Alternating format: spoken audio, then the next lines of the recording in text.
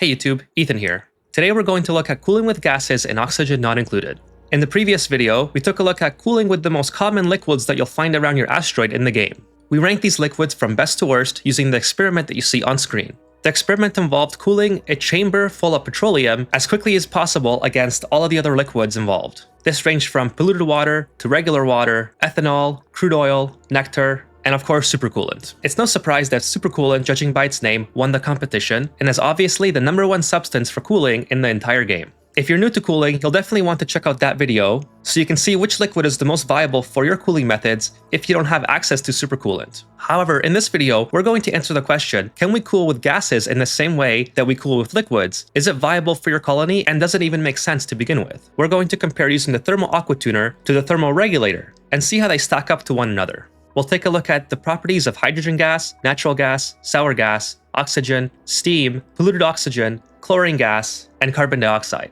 Now, if you haven't watched the previous video, and this is your first time getting an introduction into the game mechanics of cooling and oxygen not included, you'll want to go ahead and watch the first video because the first half of it explains some of the terms that we'll be using in this video. The most important metric for deciding what substance to use for your cooling method is SHC, or specific heat capacity. And this is all explained in the previous video. But the short of it is, specific heat capacity is the in-game unit that is used to determine how good something is when it's used for cooling. And you always want to use the substance with the highest number that you have access to. Before we go ahead and compare a gas to a liquid with regards to cooling, let's go ahead and break down which gases are actually the best and the most viable for cooling in the game by using the same ranking system as we did in the previous video for the liquids.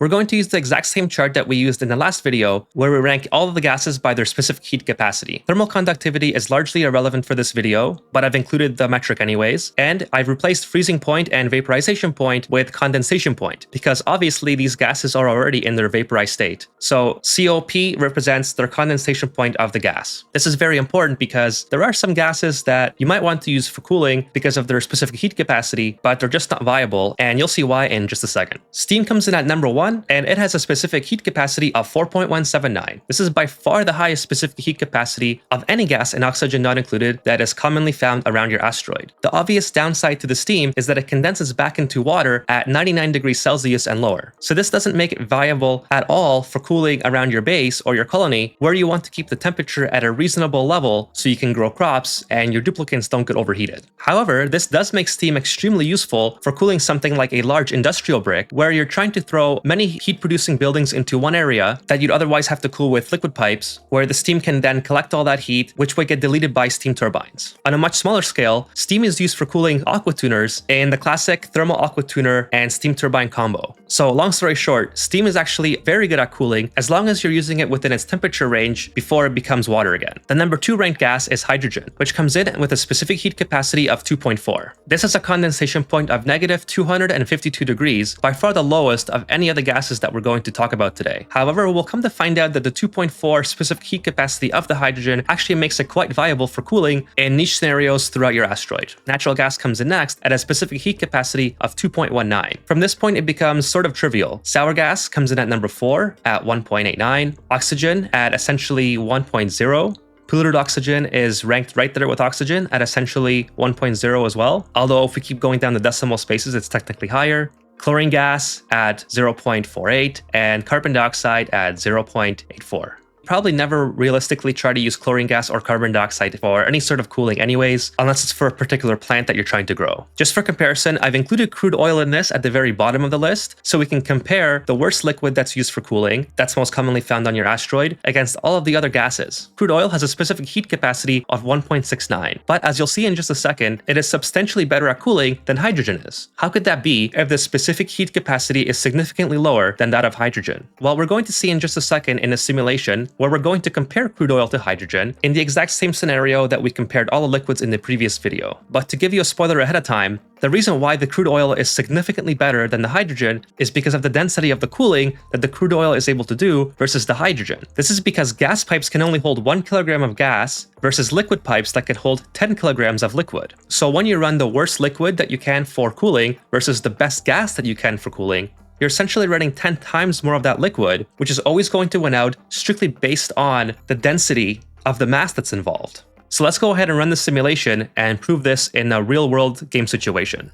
On the left we have crude oil, and on the right we have hydrogen. The hydrogen is at negative 162 degrees, and it's slightly fluctuating. The crude oil that is in the pipes is 33 degrees Celsius. I'm going to turn this gas pump on and start to let the hydrogen go through the ceramic gas pipe, where I'm going to try to cool down the petroleum inside of this metal chamber. The petroleum is at 10 degrees Celsius, and there's 1,000 kilograms of petroleum per tile.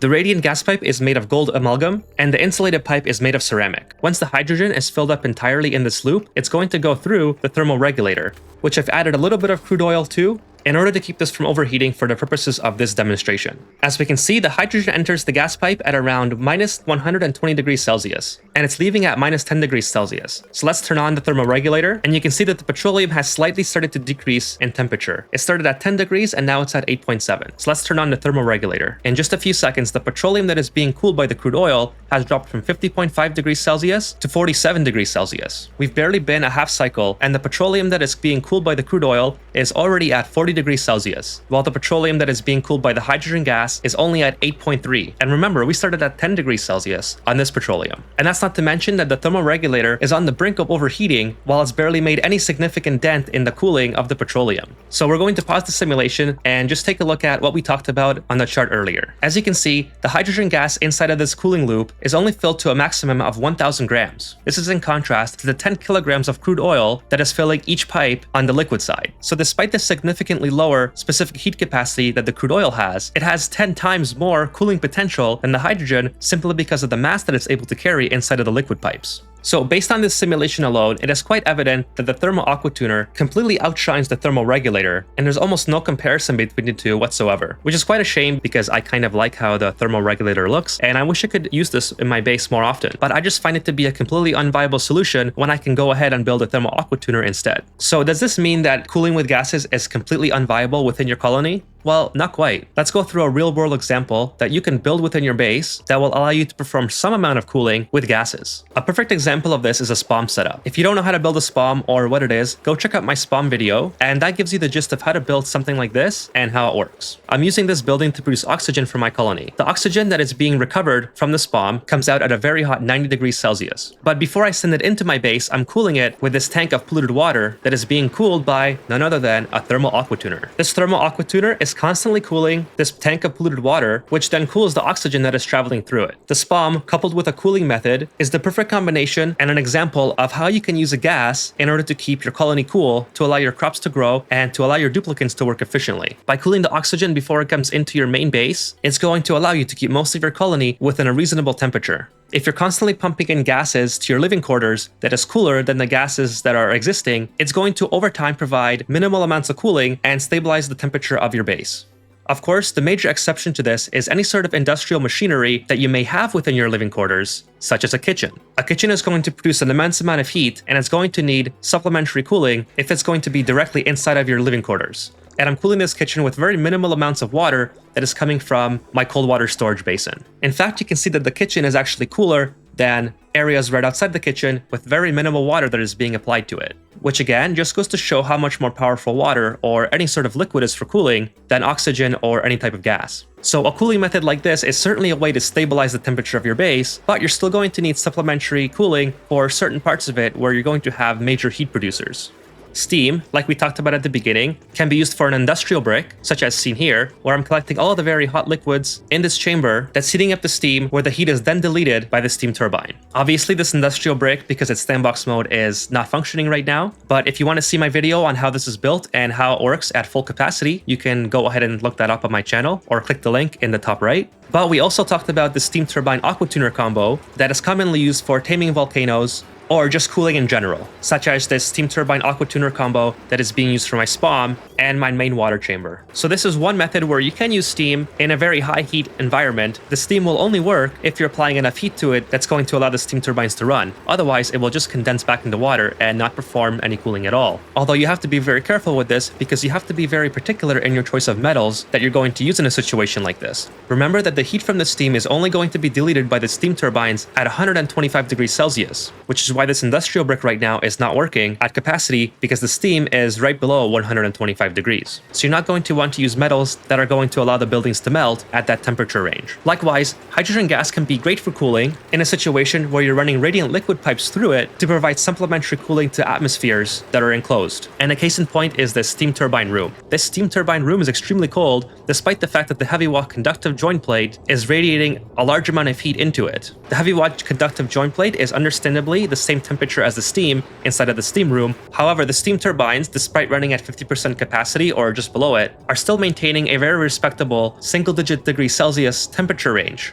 This is much more evident in the geothermal setup that I've done an earlier video on, where the steam turbines are running at around 50 degrees Celsius and 54 degrees Celsius, with their respective cooling loops that are both drowning in hydrogen gas. You'll note that the hydrogen gas is also cooling these large power transformers, despite the fact that there's no overlapping cooling pipes running through this area. So the hydrogen gas definitely does a decent job at dissipating heat if you're using it supplementary to liquid cooling.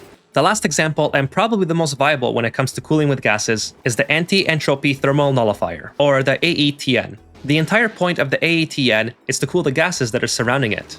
This is done by piping hydrogen into it and enclosing it in a chamber with ideally additional hydrogen gas that can transfer that into whatever you're trying to run through it. The cooling rate of the AETN is negative 80 kDTUs per second while it's using hydrogen gas. The downside that it does freeze at negative 173 degrees Celsius, which means it will stop functioning altogether, but it will defrost on its own and continue working. It has an overheat temperature of 125 degrees Celsius, and therefore I would argue it's not useful at all for temperature ranges where you're better off using a thermal aqua tuner with liquids. The AETN is a cool building that can be used, but it has a major downside to it, and that is at its random spawn location in your asteroid. If you come across an AETN in a very convenient location, you could potentially use it to cool the oxygen in your main colony where your duplicates are doing their productive tasks. However, often the spawn locations of these things will be so random and out of reach that it's almost not worth considering running hydrogen spawn locations to the AETN just to cool a chamber where you have to then run some sort of liquid or gas piping to it to cool it in order to bring it back to your main colony. In this scenario, I was lucky enough to have a hydrogen gas vent spawn relatively close to it, so I'm just running the hydrogen gas into the AETN, and I'm using that same hydrogen gas to run into my base, which cools my deep freezing method, which I also have a video on if you want to know how that works. This deep freezing method is able to keep my food from spoiling, so it's a pretty unique setup that's fun to build. I would definitely encourage you to play around with the AETN, as it can be fun to use in niche scenarios, but personally, if you're a new player, I would much rather focus on using the hydrogen for a hydrogen generator so you can take that power and power an aqua tuner to do more efficient cooling throughout your base. And of course, in that scenario, you can relocate the aqua tuner to any location you want, so it's much more convenient. And you can also get back some of that heat energy that the aqua tuner is producing with a steam turbine. Let's answer the question of this video. Can we use gases for cooling? Yes, of course, in very niche circumstances. You can cool the oxygen coming out of your spawn before sending it into your base to keep your base temperature stable. You can use hydrogen for cooling steam turbine aqua tuner combos. You can use steam to cool industrial equipment or tame volcanoes. And of course, you might be able to use chlorine gas or carbon dioxide in situations where you want to grow plants that have to be kept within certain temperature ranges. So absolutely, for very niche circumstances, gases are viable for cooling. But if you need significant cooling to be done, literally any one of these liquids is going to fare far better than trying to use any of the gases that you have available to you. Always realize that you can achieve most things in this game in your own way, and it doesn't have to be the most efficient build possible, but it's going to come at a cost of more power production that is required. Sometimes the difference in efficiency is negligible, sometimes it is very dramatic. So I hope that you were able to learn something in this video, and that you enjoyed taking a deep dive into the game mechanics of cooling and oxygen not included. Or perhaps you already knew all this and you stuck around till the end anyways. And if you're that person, thank you very much for watching. I really appreciate your time. Regardless of which side you're on, I hope that you consider subscribing and looking out for more videos in the future. Also, please consider leaving a rating on this video if you made it this far. That helps me out a lot, and it helps get the video to more people in the algorithm so they can see it as well. Until next time, I'm Ethan, and I'll talk to you guys in the next one.